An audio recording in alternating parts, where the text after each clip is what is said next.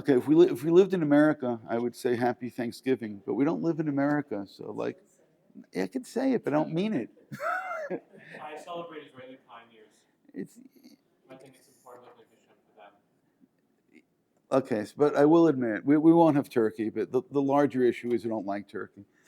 At most, if I found a turkey next, I'll put it in a soup. And that's as far as we'll get. But what we do, but this is like more of a joke than anything else, is I do make sure to have a bottle of wild turkey for Thanksgiving. So that's it's like it's far more focused, and it's really what the whole thing is about. And that way, it's much more celebratory. If you had my turkey, you'd like it. I hear. Hodu Lashem Kitov. I know.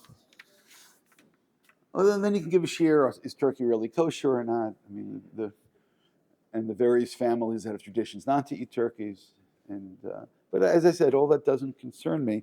But if you want, we will talk about hunting and killing and such, because I guess that's in the spirit as well.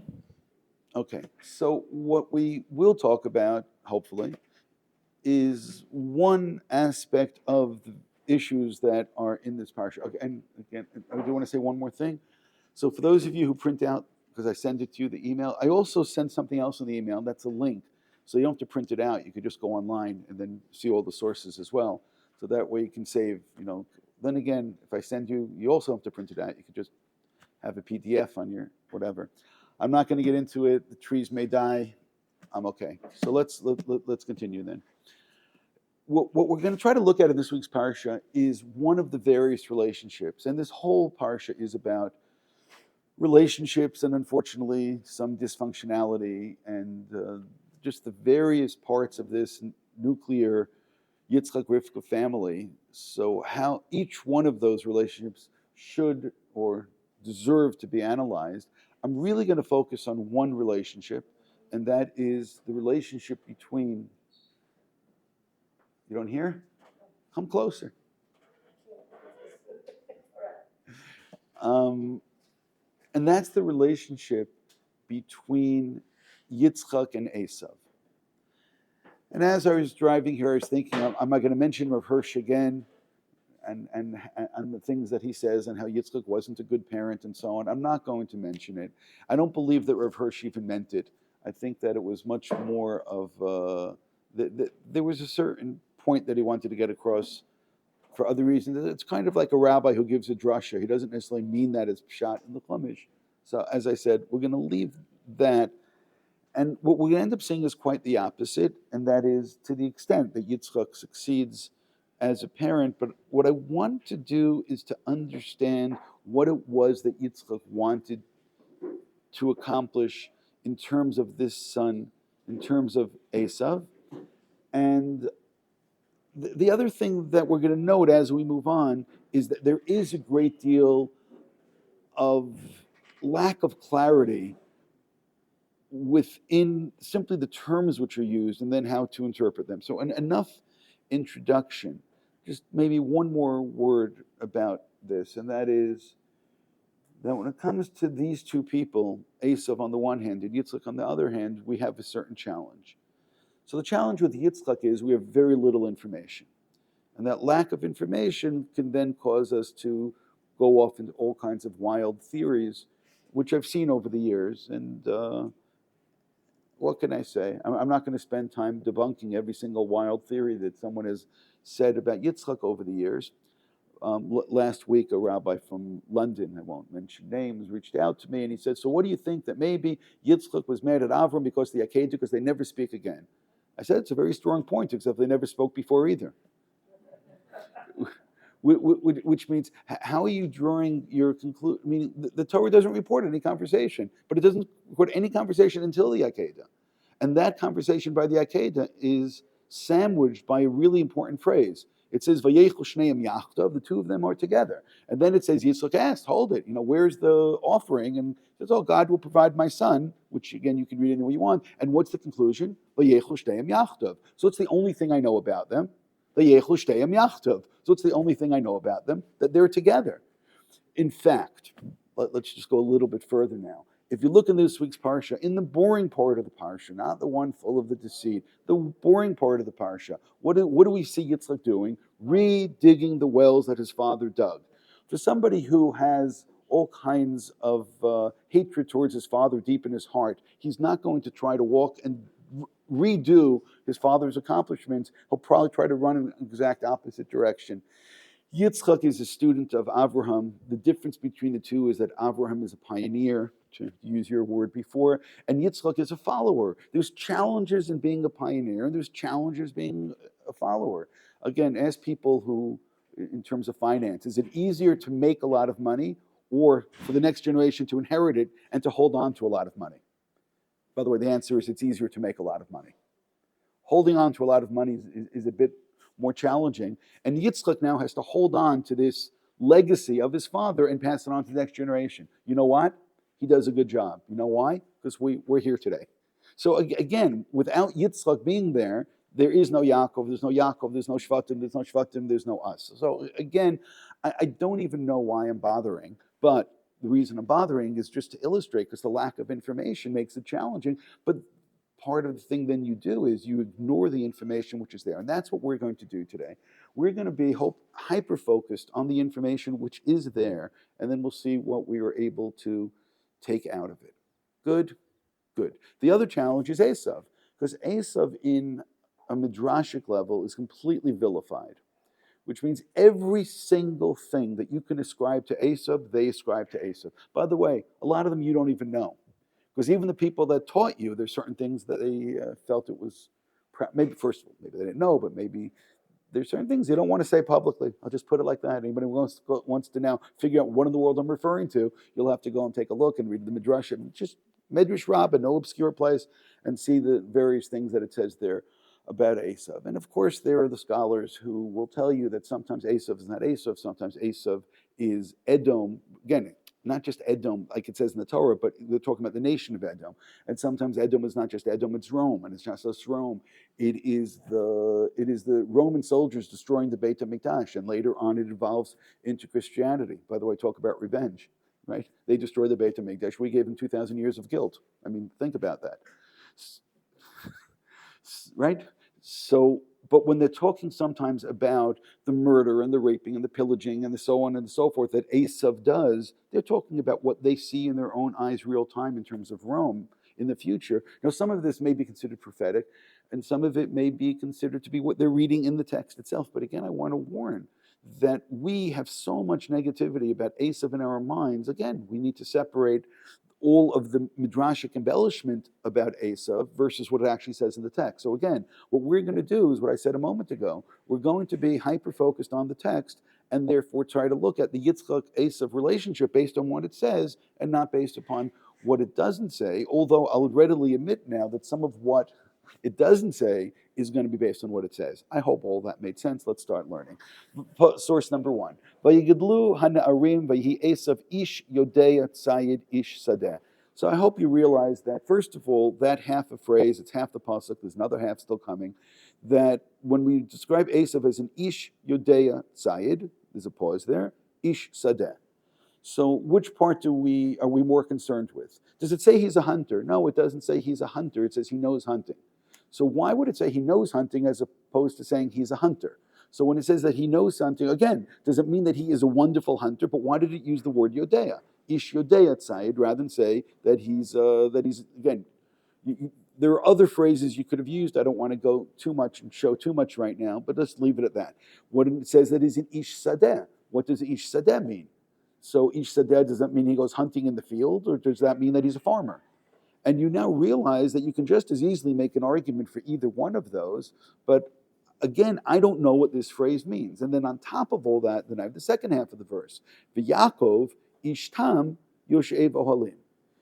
And here, again, Yaakov's not the issue. The only reason Yaakov is the issue is because there's a lot of commentators who feel that these are two sides of a coin. that to understand Yaakov, you need to understand Esav. To understand Esav, you need to understand Yaakov. The strongest reason for saying that would actually be the prophecy that Rivka receives in terms of the two of them almost being described as opposites. So therefore, maybe I'll only know what an Ish Yodei Tzayid is when I know what an Ish Tam is. Maybe I'll know what an Ish Sadeh is when I know what an Ish Ohalim is. So again, I have just again, what is an Ish Ohalim? What is an Ish Tam Yoshev Ohalim? What in the world does that mean? So you could say, actually, you can say anything you want. That's part of the problem. You could say anything you want. Is Tam is something good? Or I spoke to somebody else this week. So he just had in his head, I don't know why. Yeah, I know why, but he had in his head, oh, Ish Tam, it's like the Tam from the Haggadah, which is great. By the way, the Yerushalmi, there are a number of earlier sources don't have Tam in the Haggadah. They have Tipesh. Right. You have the Chacham, the Rasha, the Tipesh, and the Einodei Elishol. So, therefore, the definition of Tam would be Tipesh. I assume that's not what you wanted to call Yaakov. I just assume that's not what it is. Again, who's the Tam in the Haggadah? There's also somebody very unsophisticated, somebody who's asking really basic questions, somebody who doesn't have any kind of contextual knowledge of anything. I personally would not go in that direction. Yes, I understand that on Pesach night we want to entertain, so therefore we can talk about who's the Chacham and who's the Rasha.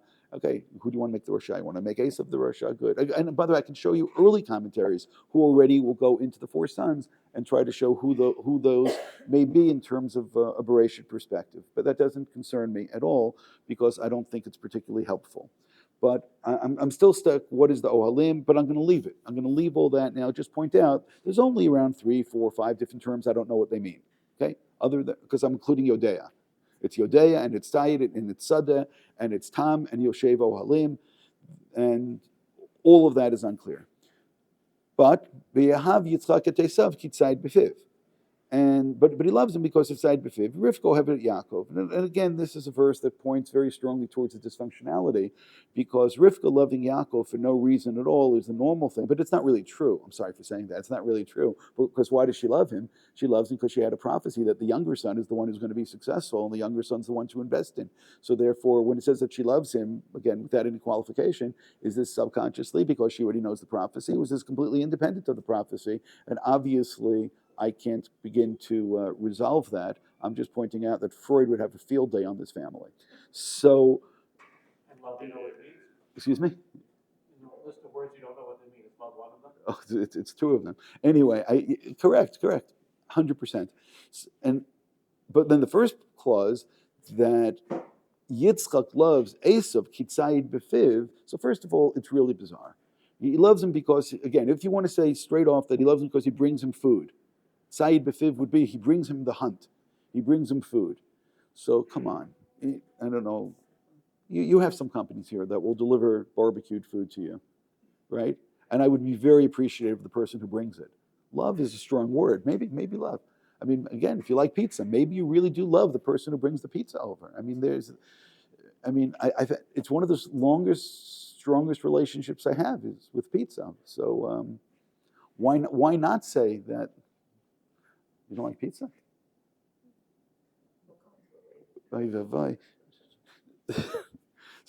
Okay, we'll go back to the barbecue over here. So again, it's such a strange thing to say, and that clearly needs to be unpacked a bit. Is that enough for right now? Maybe that's enough.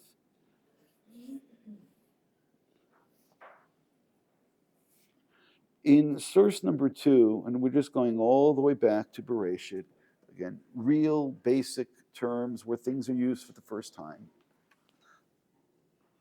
I'm trying to resolve the use of the word ish sadeh, and just to show why I don't know what it means, I see v'chol siach hasadeh term yeh ba'aretz v'chol esav hasadeh term yitzmach v'adam ein lavodet adama. All this talk about the sadeh over here refers to things that grow.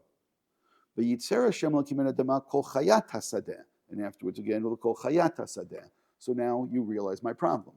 Is this, again, just using, again, a Bereshit Perek Bet perspective, when it speaks about a sadeh, aren't we talking about the things that grow in the sadeh, and therefore Esav being an ish sadeh, is he in fact a farmer? Or are we being told that Esav is the hunter, and where does he do the hunting? He does the hunting in the field. Although, to be honest, V'hi Esav ish yodei tzayid ish sadeh. So the ish sadeh therefore is explaining the first clause. Part of the issue then would be, again, I go to the second half, that Yaakov is an ish tam yoshev ohalim. Does yoshev ohalim explain what an ish tam means, and therefore does the ish sadeh explain what the yodei tzayid is? Again, I'm just trying to show you why all of this is interconnected, and we're going to end up with multiple commentaries, and the multiple commentaries will, some you'll be more convinced of and some less, but now you'll see that exactly what the issue is. Is each sadeh independent or is it explanatory of the first clause? Again, you could decide either way, but now we are seeing that the idea of an ish sadeh could be explained in either direction. So essentially, are we talking about fauna or flora? Flora or fauna? That's the question over here. That's the title. He always wants a title. Esav's flora and fauna. Unless you want Esav's fauna and flora.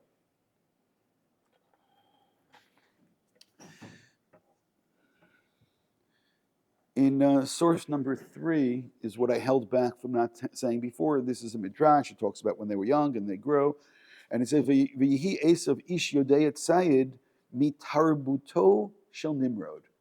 He had the same kind of culture as Nimrod. Now you can decide how much of a cultured individual Nimrod was. Nimrod was a great hunter, right? He is considered to be a great hunter, which, by the way, this is helpful and hurtful, because it's helpful because, now I understand but why not just use the same term, Gibor side? Why not say he's a great hunter?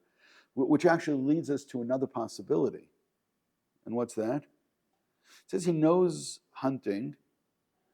Does he know hunting? Stay with me here. Does he know hunting as a hobby or as a vocation? Does he make a living of this? Is he a good hunter? Is he a great hunter?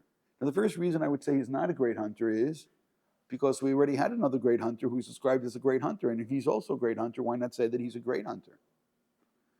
I have other reasons to question his hunting ability. Do you want me already to illustrate why I question his hunting ability? Go back to source number 1. Right after we're told that he knows hunting, Vayazed Yaakov Nazid v'yavo Esav min hasadeh v'hu ayef. So he comes back from the field from the sadeh. So he comes back from the sadeh and he's tired. Now, if he spent the whole day hunting in the field, so what should he now have in his hands? He should have all kinds of hunt. I don't know. Is there a word for that? Is there a proper word that we use to describe our bounty? I don't know. He should have his. Again, on the front of his car, he should have like the deer strapped down over there. He should have the antlers sticking out someplace, and so on and so forth. A couple rabbits on the horns of the antlers. I mean, the whole thing. That's. You want anything else to add on this? Just tell me. Okay. You want some more? You want some wild turkeys there as well? The kill, even better, even a better kill. By the way, what's with Boston, with wild turkeys walking around the streets of Boston? It's insane.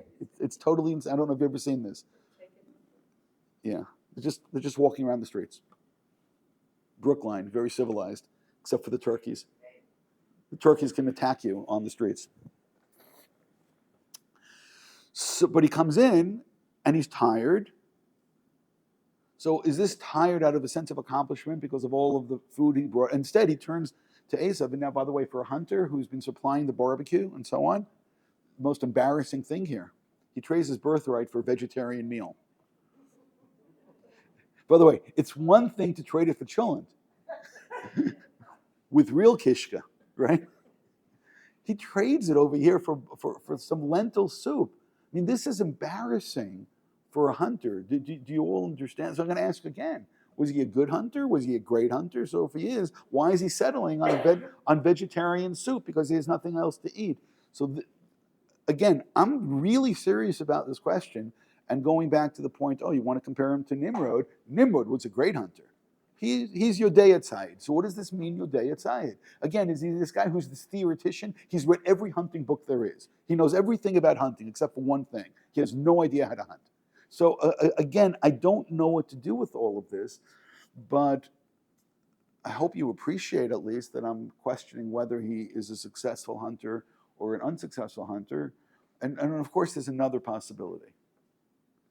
Yes? The other possibility is that he likes to hunt, but he doesn't see this as a thing to bring food. He just likes to kill. Again, if it is Thanksgiving, we could talk about Alice's restaurant. He likes to kill. He likes blood, gore, and guts in his teeth. He wants to kill, right? If you have no idea what I'm talking about, this is a lack of your culture, and you have homework to do. Yes, all 17 minutes or so. Yes. But he does provide food for his father. When he's asked, and I know. So again, what's going on? Again, what's going on there in terms of normally why he kills versus what he does for his father? Which means when it says that he knows how to hunt, is he a hunter and he does it for as a job, as a vocation, as a sport? Again, one of the other things that everybody likes to quote this week is the tshuva, the response of the Noda B'Yehuda that deals with hunting. There was some wealthy Jew who had lots of land with lots of animals running, and he asked, am I allowed to hunt? I find it therapeutic. Killing calms me down. And the problem is the Noda B'Yehuda has a really hard time saying it's not allowed, because you're allowed to kill for human purpose. I can kill an animal because I need shoes. I can kill because I need food. I can kill because I need a belt. What if this gives me peace of mind? So it's a really hard time because you can kill for a purpose. Essentially, he ends up saying it's a terrible thing to do. You're a student of Nimrod and of Esav, and you're a terrible person, but I can't say it's not allowed. And he gets into a whole question about Baal Tashchit, but he can't really say that it's not allowed, which if you read through the tshuva carefully, it's actually really interesting. But he ends up coming right back to Nimrod and to Esav. So let's continue. We were up to source number 3, and he's called over here the culture of Nimrod. Now that's just so interesting because it just shifted halfway through the sentence. Should we do it again? And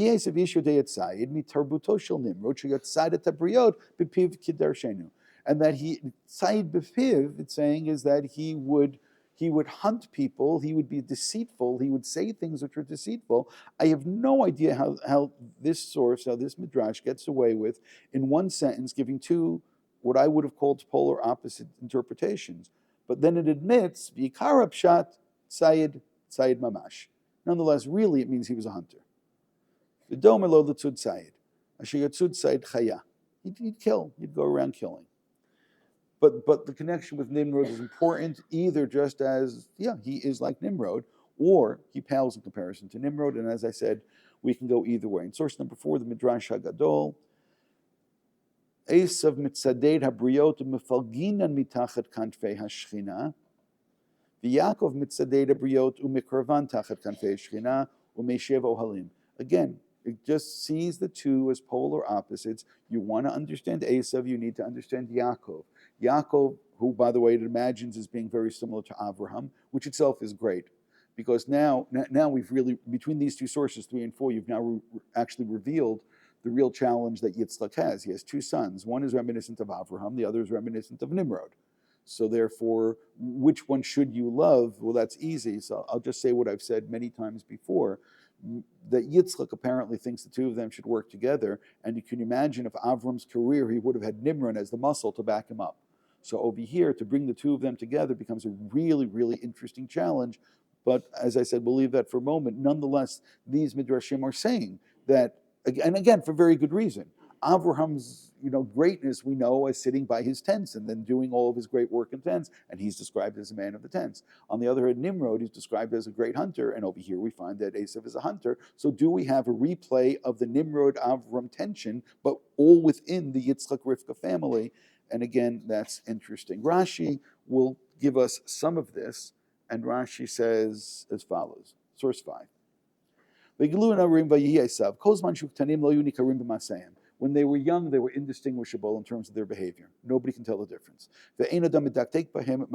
Nobody could tell, in terms of character, in terms of personality. When they were around 13 years old, he went to learn, and he became an idolater. Which again is undoing the Avraham and really going and joining the Nimrod. Again, just keep all of that in mind in terms of topographies. Yodea, excuse me? How does Rashi know that? From the Medrash. Rashi 95 to 99% of the time is cutting and pasting from Midrashim, so he just thinks that this works well. Good. Yodei Tzayid, Latsud Vermot et Aviv Befiv. So Tzayid Befiv, which his father loved him because he was deceitful. Not that his father loved deceit, which, by the way, I was playing with a bit this week. Maybe his father loved deceit. I know that doesn't make any sense to any of us, but I was still playing with that thought. First, let me say the right way, then I'll say it the wrong way. The right way is that he loves him because he was deceitful and his father fell for it. His father is innocent. His father, what you see is what you get. And it says, V'sholo Abba, he would say to his father, Hich ma'asrin et hamelach ve'et hatevin. How do you bring ma'aser? By the way, this question is so much more important than you realize right now, so stay with me. How do you take a tenth out of melach, out of salt, or how do you take ma'aser out of tevin, out of straw? So therefore, he's asking his father, again, how do I do mitzvah? So his father's saying, look how frum he is. He's asking such questions, He's obviously on a very high moral level, but you say, no, kitzayid b'fiv. His father loves him, kitzayid b'fiv. His father loves him because he fooled him, which means Yitzchak was fooled by him. One of the things that we'll see at the end of the class today, hopefully, unless we run out of time, and then you'll just have homework to do for next time, and that is what Rav Hirsch says towards the end of the parsha.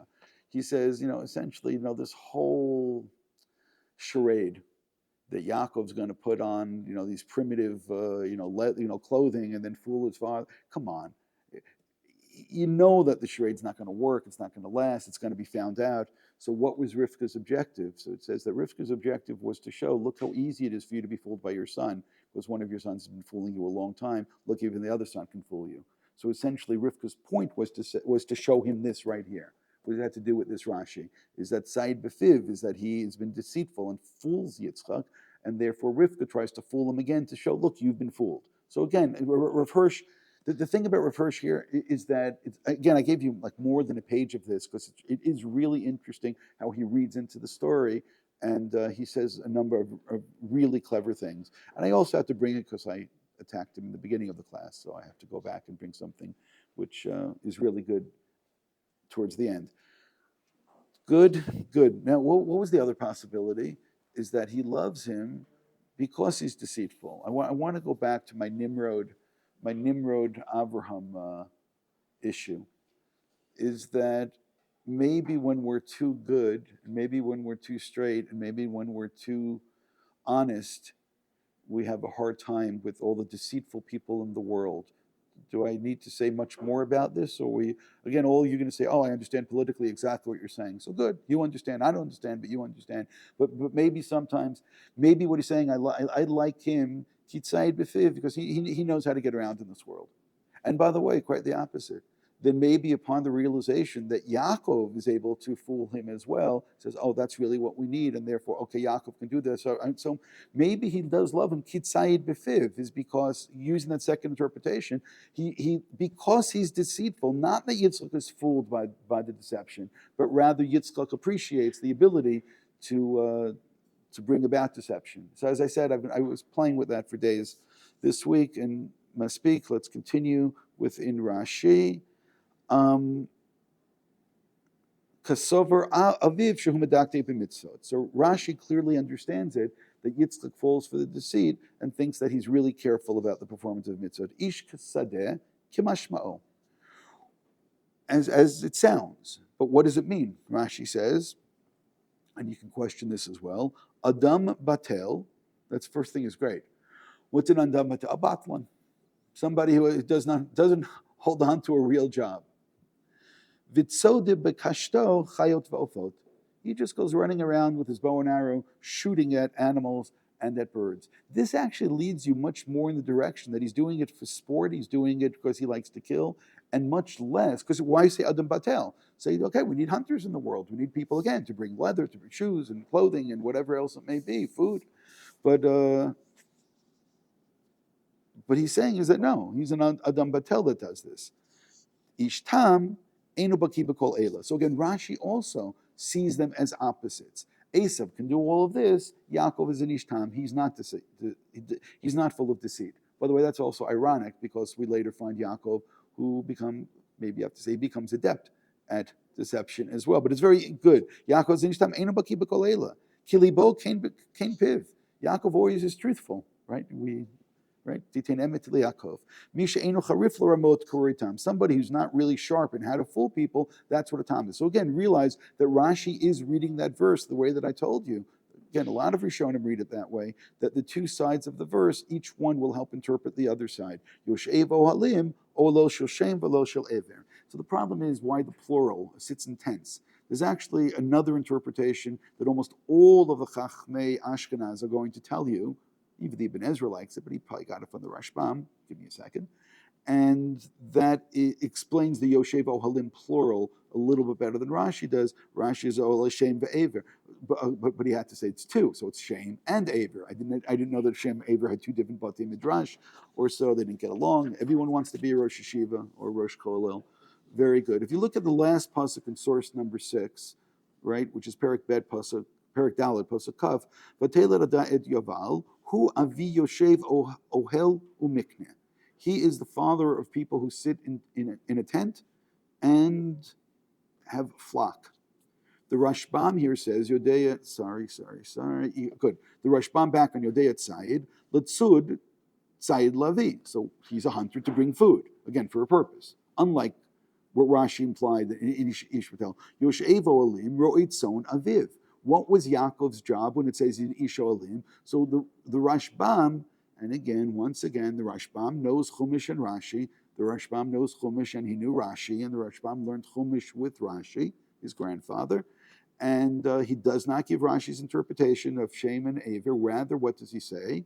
He says that Yoshev Ohalim indicates that he was a shepherd. So what does one thing have to do the other? Ro'ed son aviv, kamosha pirashti etzel, Yoshev Ohel umikneh. That when Ada gave birth to Yoval, he's described as Avi Yoshev Ohel umikneh. Maybe to get this a little bit clearer, it's that, okay, who's going to say this in the best way? Because, by the way, source number 8 and 9 and 10, they all go in this direction, 11 as well. So maybe the best way to say it is as follows. A shepherd is nomadic. And because they're nomadic, they go from place to place. And different seasons are going to take them to different places. Take a look at the Bechor Shor, number 9. Yoshev olim amik. Nefilafisha harim osim olim b'pnei hatzina b'nei hachama. So the different seasons, they're going to go to different places. And again, part of this is, again, being nomadic.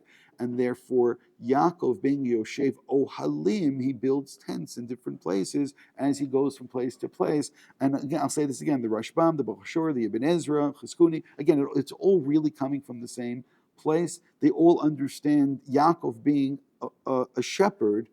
And if you look at the Chizkuni, he says, essentially, he will explain the present based upon the future. Look at Ish Yodei Tzayid Amunoto B'Ramaut She'ein Sedat Chayev Of B'Li Rumiyah. And that's really interesting. He says you need to be clever in a deceptive way to be a good hunter. Ulafi Shatid Loma B'Samuch Chiviyah Litzayid.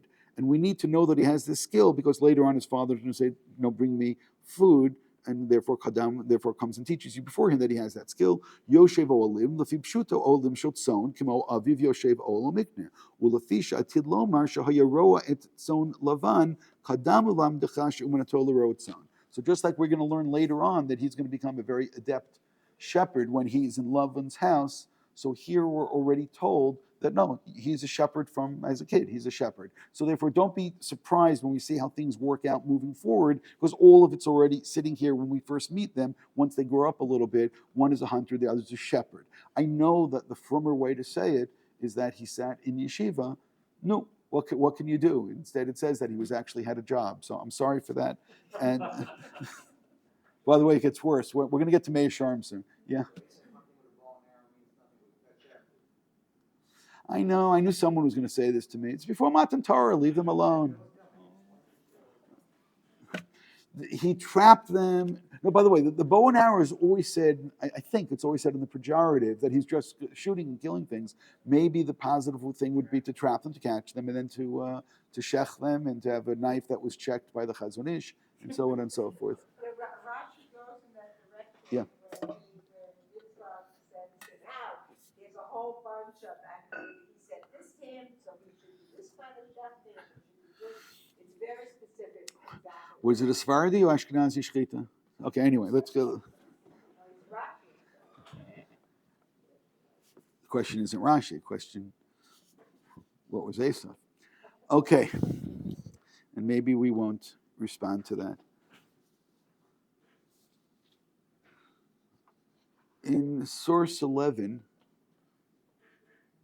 the Moshe Zkanim, this is a collection of thoughts coming from the Tosfot school. Ish Yodeya Tzayid, Targum Gever Nach Shirchan. Nobody knows what that means. I don't want to say nobody knows, quite the opposite. Some know what it means, but there are those who take this phrase in crazy, crazy directions, and now is not the time for this. I've spoken crazy before. Now is not the time for crazy. Shamati shehu lashon adam batel kamo gavra shirchan. So again, he thinks that maybe Onkelos is already indicating that he Yodei Tzayid somehow means he's adam batel. V'teimim came Maritz Laman, and I'm going to skip a little. Pirush lefisha haya mechashef v'haya nosei hakishuf betoch yircho leida letzud achar ofot lekach nichush yercho. So this idea of whatever this targum meant about nichush yercho, some took it. I'll tell you a little crazy. Some took it, misunderstood the Aramaic, and thought that it meant that Esav had a tattoo of a snake on his thigh.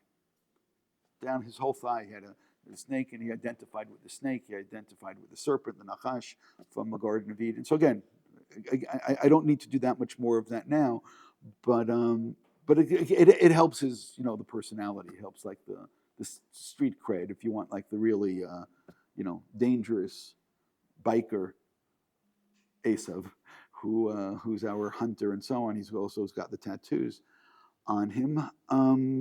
But he's using it not as Nachash, but as Nichush.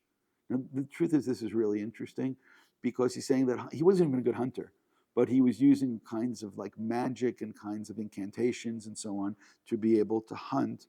But then, excuse me? And ba'avim ktiv v'yet tamim v'chai. Now, it did, v'Yaakov ish tam. So just, I'm going to try to explain what I think may be a subtext here, that when it talks about Esav uses nichush, he uses magic, black magic, and Avram, it says, v'hayat tamim. Avram was, what was, question how you want to say tamim means. It could be pure, it could be whole, it could be, and therefore, but similarly, Yaakov was an ishtam. Now, he did not tell you, compare one to the other, like some of the other commentaries did, but I do want to point out, and we'll need to skip a little bit to see this. I do want to point out in source 18, it's not the only place to see it, but over here it's really good. Somebody who's involved in, again, things that are involved in the death. Now, Esav is a person who's involved in death. I'm going to die, he's killing, and so on. It says, Ki tovat Hashem kol ha'sa'ela, b'glal ha'torah ha'ela, Hashem lokechem harishutcha mipanecha. So therefore, the nations that did all these things, that incantations, connections with the dead, and chantings and so on, God is chasing them out. Rather, what should you be? Tamim haya im Hashem elokecha. Rather, you should be tamim and not be one of those things. So therefore, that comment was really interesting because it played off the nichush versus the tam. And by the way, some of the Kabbalists then say, oh, what's the inverse of tam? Mate. So therefore, it's that Yaakov is an ish tam, but Esav is somebody who's involved in death. So therefore, again, by the way, don't take any of this as pshat. We're still trying to figure out what the pshat may be. So how far did we go? We got ourselves 13, again, from the Rabbeinu Miyuchas, that he's an ish sadeh, kol melachto b'sadeh. So what does that mean? But I'm back to my original problem. Doesn't mean he's a hunter, or doesn't mean that he is a farmer. By the way, if he is a farmer and Yaakov is a shepherd, where did that then take us? Again, if Esav is a man who knows how to hunt, but he is fundamentally a farmer, but Yaakov is a shepherd, so where did that take us? And where does that take us? That takes us back to Kahn and Hevel. It takes us back to Kahn and Hevel. Right. But if it took you back to Kahn and Hevel, so who would you rather, well, I don't know. Don't answer that question. But but also Cain, or the one who is connected to the Sadeh, he's the one who puts demarcations on the land, and this is my land, while the person who is the shepherd, again, nomadic, and sort of there's no boundaries and just goes wandering about. Is he saying that everything is mine, or do you say that there are no owners? Or again, keep something else in mind. In order to be a farmer, you need to own land. Okay, I hope that wasn't a complicated sentence. You can't be a farmer if you don't own land. We don't find, well, maybe with one exception. With Avraham, you only find one thing where it says that the Eshel, at some point later on in his life, you don't find most of the time Avraham involved in any kind of agriculture. But again, to be involved in agriculture, you need to be able to have your clearly owned space or place of land. And that's something which is just simply not always the case. Over here, when it says that he knows all these things about a field, so again, we have to question about, what does this mean? Look at, where are we up to? Look also, the source before 12, the Riva, when he says that Rashi noted that he would fool his father regarding the, do you take ma'aser et admai v'etamelech v'etateven klomer habe'inon pri mi pri v'gedolei karka, in terms of things that you grow. Now, if you say that really Esav is a farmer. By the way, if he's a farmer, it changes everything. Because if he's a farmer, that means he gets up early in the morning and he has to work and he has to plant and he has to plow and he has to do all, that's an honest day's work. So what is he? Is he really a farmer, or is he really a hunter? Is he batel, or does he have this different type of work ethic? And I'm going to say it again, as I said from the very beginning, I don't know. I just don't know what to say about Esav, because the verses are not clear enough.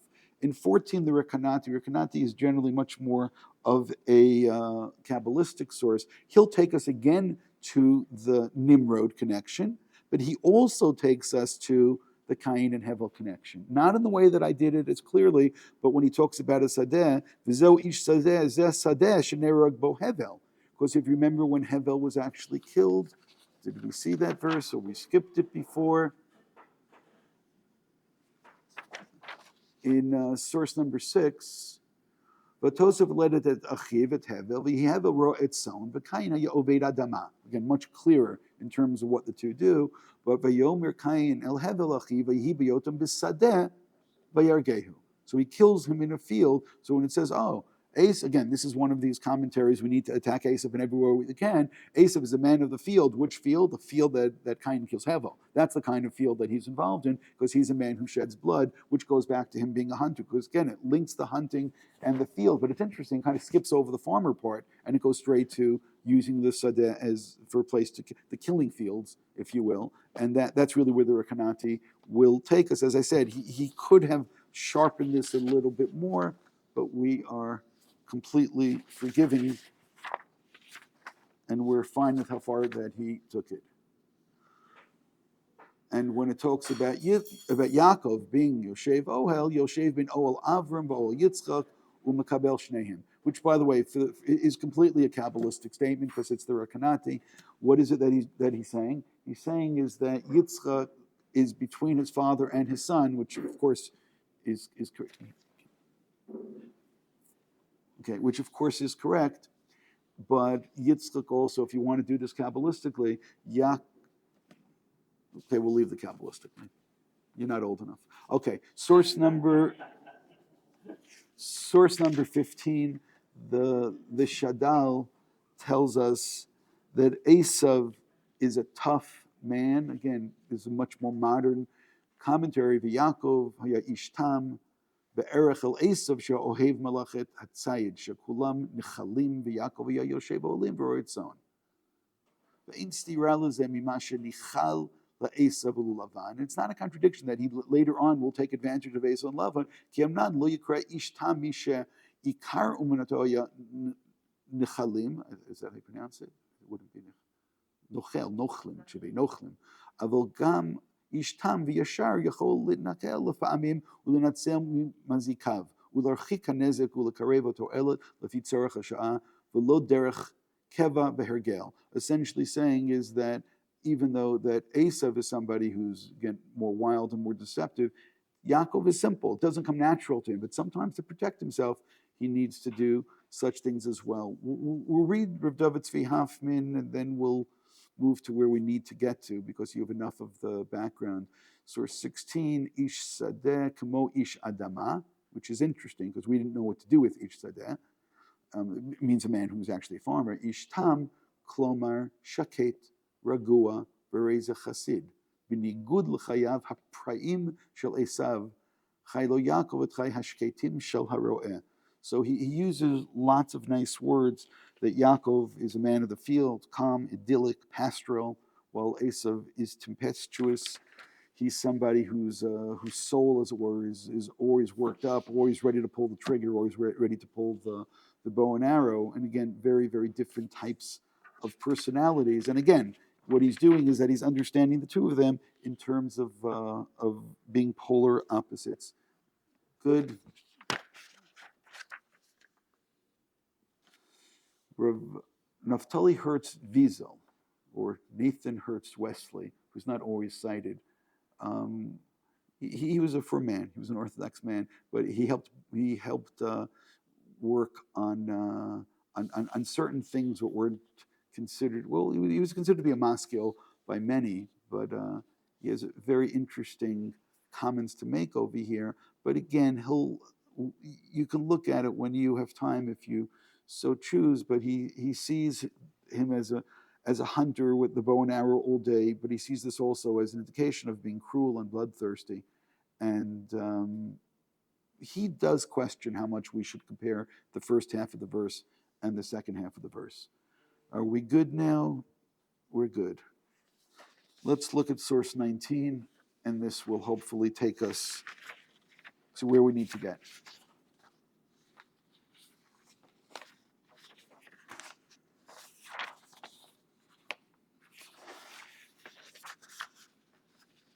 When it's time for Yitzchak to give a blessing, I want you to pay attention to two things. And I think we always pay attention to the first, even with all the Rashis on the first. And what is that? Yitzchak feels that he's old, he's going to die, and he calls in his son, he calls in Esav, and he says, I want to bless you. Okay, all that's good. And he tells him to go hunting. He says, V'tzei hasadeh, maybe that should help us from before, go to the field, V'tzudali tzayid, and go hunt for me and bring me some hunt, and I'm going to bless you. So we always focus on that first part, and therefore we can say, again, Yitzchak loves him because he's a hunter and so on. And then he proceeds to give the blessing to Yaakov, and we know. What was the blessing? And again, I'm just going to embellish this a little bit. Was the blessing to become a greater hunter than he is? Instead of just a hunter, Yodei Tzayid, to become a Gibor Tzayid? Was it to become a great hunter? And in fact, does the blessing say anything about hunting? So the answer is no. But what does it speak about? It speaks about everything else that that we didn't know what to do with. It rather speaks about being a farmer. A farmer.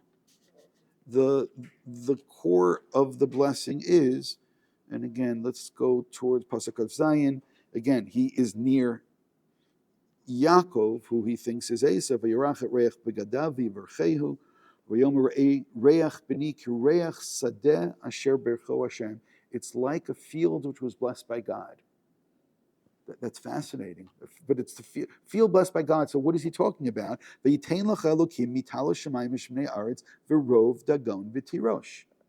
only talking about things which are growing.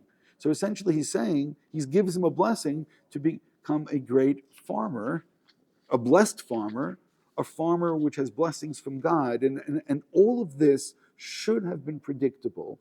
But it's almost, again, I'm going too far now, but it's almost to say that Yitzchak is saying, go hunt, and this is the end of your hunting career. Bring me some food, I'm going to bless you, and now move over to your farming career is what you should be doing. And again, the farming career has a whole other aspect to it. But again, I'm basing myself on one simple point, is that yes, he asked him to go hunting, which is why we would think, oh, Yitzchak is encouraging that, but that's not the blessing that he wants to give him. The blessing he wants to give him is to become a farmer, not just a farmer, and a field which is blessed by God, a blessed farmer, a field which has complete blessing to it. Now, why should we not be surprised about any of this? Well, first of all, when we go back, source number 20, Perek Kaf Daled, at the end of the whole seeking out a wife for Yitzchak, we find Yitzchak after not seeing him for a while, V'yetze Yitzchak lesuach basadeh lifnot arev. That's where we learn that what was he doing, that Yitzchak is in the field, but what's he doing in the field? So Chazal say he was praying in the field. By the way, if he's not praying in the field, then what's he doing? He's connecting with the field, which means you want to say it in a way that your grandchildren, he's vibing in the field. Right? He's feeling the vibe of the things which are, Yitzchak is in the field. Just say that. And Chazal say, no, it's much more than that. He's actually, this in the evening, as the sun is about to set, this is Yitzchak davening mincha. This is where it comes from.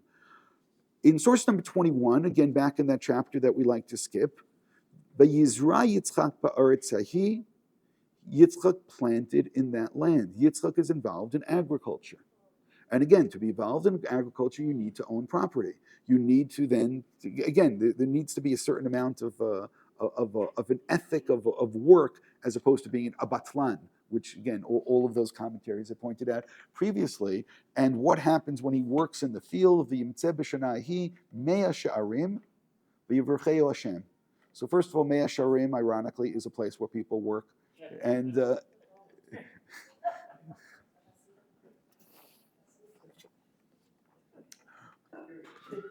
pretty funny. No, but I guess it's a place that they feel they're blessed, right? 100 times over. You don't have to work at all. Anyway, lo yafeh. Rashi says, Mea sha'arim, sha'amdu akam b'roya lasot. He analyzed how much, should have grown there, v'asta alachat sh'amadu mea. And for each one, it was 100-fold. Rabbeinu Omer Omed, why was he counting? But by the way, the deeper point of why counting, generally we say, is that a bracha only goes on something which is samui min ayin, that you don't see.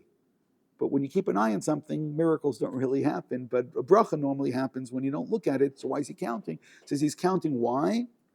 Amru omed ze lema'asrotaya, in order to separate ma'aser. Now remember I told you before that Esav's question with ma'aser were far more important than we realized at that time? So now pay attention to, just follow the ma'aser. That's what we need to do.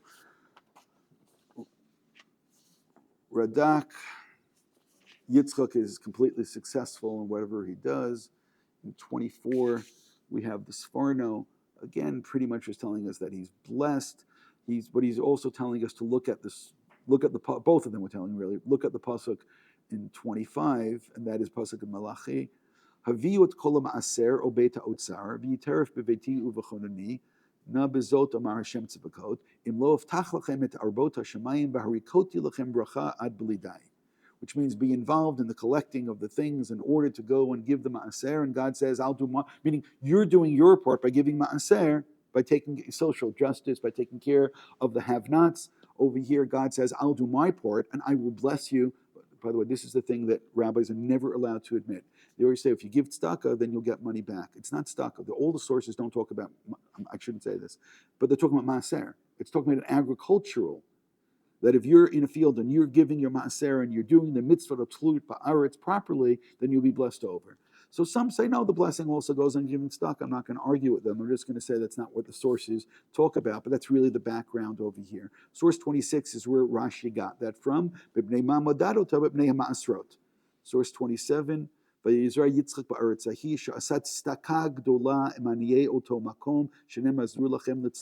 that what was he doing? He was involved in the planting in order to take care of all the people. By the way, it's really interesting because you know what else you accomplished by this? Yitzchak just now became a lot like Avraham. Just like Avram is taking care of the other people. People come in and go, make a bracha, and so on. Yitzchak over here is doing the plant, but Yitzchak is involved in agricultural work and is incredibly successful with this. The Rambam takes these midrashim and he tells them as halachic fact, which is absolutely breathtaking. In 28, V'yitzchak hifrish ma'aser v'hosif tefillah acheret lifnot hayom. That he, meaning again, this is the Sheva Mitzvah B'nai Noach, and it's going the history of mitzvot, and Yitzchak separated Ma'aser. And he also prayed this prayer. And then the question comes up regarding Ma'aser. Maybe Avram gave Ma'aser. No, Avram gave Ma'aser in terms of stuff.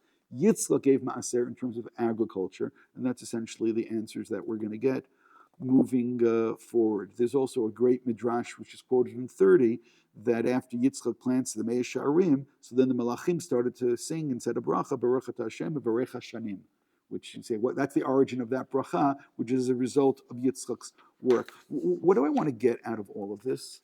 That Yitzchak saw the working of the field, not just as an honest work. He saw it as a way to connect to God. He saw it as a way of helping other people. He saw it as a way of being benevolent. He saw it as a way of having God in your life. That Yitzchak was a farmer, and that's what he wanted for Esav. I don't know how to say this more clearly, but that's the bracha he wants to give to Esav. Esav, on the other hand, that's where this tension comes in. Esav is both a Yodei Tzayid and an Ish Sadeh. Now the question is, was he a successful Ish Sadeh? Or was he not a successful Ish Sadeh? So that's what we kept storing in the comments. Well, he wasn't that successful. Why? Because he's too busy going around the field shooting at the geese and shooting at the animals and doing other things because he's a Yodei Tzayid. But Yitzchak is saying, okay, let's turn the tzayid into a mitzvah. Come, bring me food. Turning the tzayid, it becomes a mitzvah. For all that we say that that Esav fulfills the mitzvah of kibbut av, he fulfills the mitzvah of kibbut av because his father asks him to do the thing that he wants to do. Meaning it's completely the other way around. Yitzchak turned him into okay, that's what he likes. I'm going to ask him to do that. But that's not the dream. That's not the dream that Yitzchak has. The dream that Yitzchak has is that he becomes somebody who's benevolent, somebody who's involved in mitzvot, somebody who becomes a farmer. That's what he wants him to become. And now you can question whether that's something which Esav wants. By the way, also when Esav picks up and he leaves the land of Israel and goes someplace else, it's not that he really seems to be that connected to the land at all. He's willing to pick up and go. Again, you can read that in a much more positive way if you really want to. But again, the thing that I want to really focus on then is all the information that I talked about is all here. It's all staring at us. The first couple verses about Yaakov and about Esav, or Esav and Yaakov, are not that simple to understand. And maybe even now as I'm finishing, we're still not completely comfortable or clarity what each one of these means. And I understand that. There is a lack of clarity over here. What it sounds to me in terms of the totality, and again, the strongest evidence I'm taking, is Yitzchak is somebody who's passionate about being a farmer. And even when Esav tries to fool him, tries to fake him, so what is the content of it faking him? He's talking about Maser. I'm saying that's what's so interesting. I mean, Esav knows what his father really is interested in. He knows what his father's weak point was, as it were. And that's what he talks about. And I'm saying that's why that midrash is so interesting, because it went into the world of Maser. But whose world was that? The world of Maser. That's Yitzchak's world. But what does Yitzchak want for his son Esav? He wants to bring him into that world. But Esav would rather be a hunter. Esav would rather kill than to grow. He'd rather bring death than bring life, and that actually becomes the tragedy of Esav. And again, everything that I just now did is based on what the words say. Yes, we have to tease sometimes the pshat out of the words in the text, but that seems to be what emerges from all of this. Again, I'm not vilifying Esav in terms of the way that sometimes some of the midrashim do. I'm just showing you what the words actually say. And again, it's very clear to me that he could have or should have or would have been a farmer, and he was willing to even fake farmer concerns when he talked to his father. But when it comes down to it, his father wanted to become a farmer, but Esav would much rather be a hunter.